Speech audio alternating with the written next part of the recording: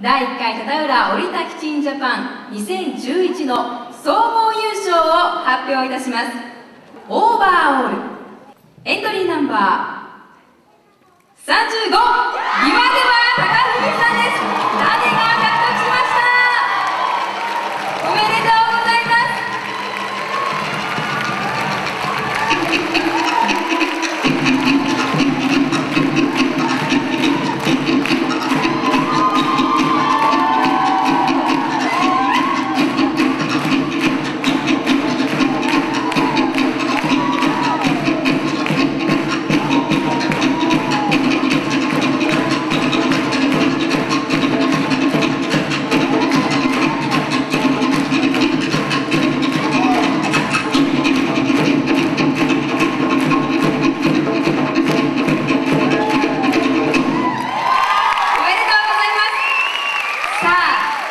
今では高文さんには2012年6月25日から30日に行われるタヒチの祭典タプタプアテア2012の出場権が贈られま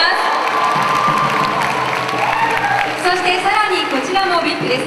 タヒチインターコンチネンタルホテルにてレ・グランバレータヒチとの共演です。さらにタヒチ往復航空券タヒチインターコンチネンタルホテルお食事券が贈られました。どうぞ今